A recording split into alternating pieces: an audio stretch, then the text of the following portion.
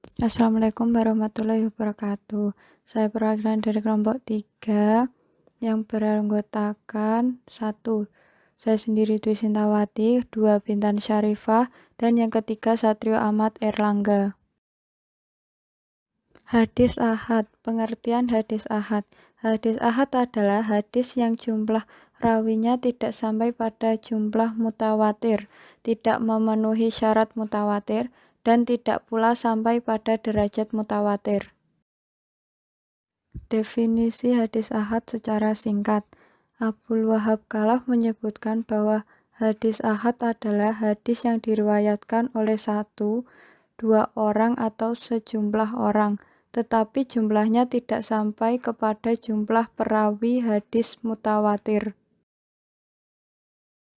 Menurut Hasbi Asy-Syidihi, hadis ahad didefinisikan sebagai kabar yang jumlah perawinya tidak sampai sebanyak jumlah perawi hadis mutawatir, baik perawinya itu 1, 2, 3, 4, 5, dan seterusnya, yang tidak memberikan pengertian bahwa jumlah perawi tersebut tidak sampai kepada jumlah perawi hadis mutawatir.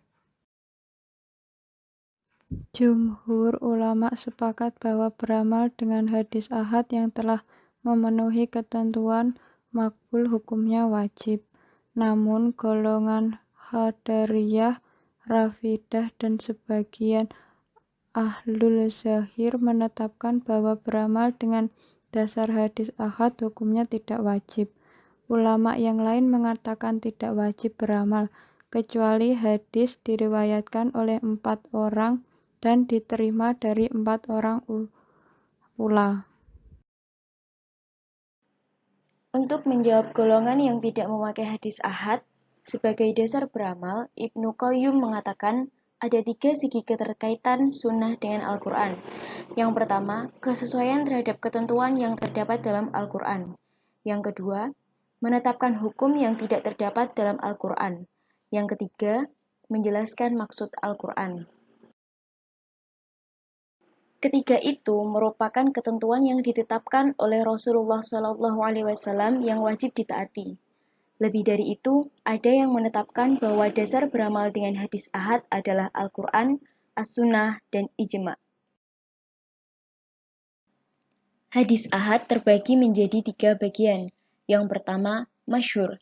Diriwayatkan oleh 3 orang atau lebih di bawah batas minimal mutawatir dalam setiap lapisan sanad. Yang kedua, aziz. Diriwayatkan tidak kurang dari 2 orang rawi dalam setiap lapisan sanad. Yang ketiga, gharib. Diriwayatkan oleh seorang rawi. Para ulama membagi hadis ke dalam hadis mutawatir dan ahad bukan untuk menolak hadis. Mereka membaginya untuk memilah mana yang jumlah jalurnya lebih banyak dan mana yang sedikit. Karena hadis ahad jika sahih, maka wajib diterima.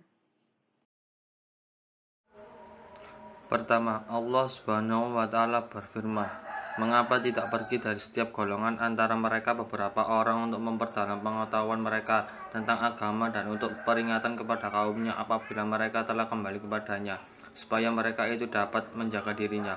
Al-Quran Surat At-Taubah ayat 122.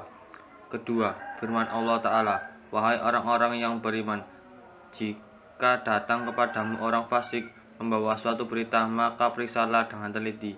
Al-Quran Surat Al-Hujurat ayat 6. Ketiga, firman Allah Ta'ala, "Wahai orang-orang yang beriman, taatlah Allah dan taatilah Rasulnya dan ulil amri di antara kamu. Kemudian jika kamu berlahan pendapatan tentang suatu, maka membaliklah ia kepada Allah, Al-Quran dan Rasul sunnahnya." Al-Quran Surat An-Nisa ayat 59. Keempat, Rasulullah SAW bersabda, "Semoga Allah membuat bercahaya wahai seseorang yang mendengar sesuatu dari kami lalu ia menyampaikan seperti yang ia dengar."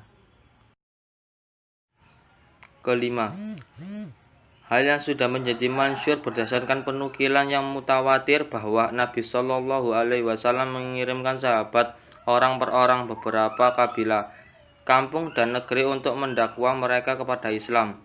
Keenam, telah mutawatir dan masyhur praktek para sahabat bersandar kepada berita seseorang dalam berbagai peristiwa, dan telah dinukilkan ijma mereka terhadap hal itu oleh lebih dari seorang ulama.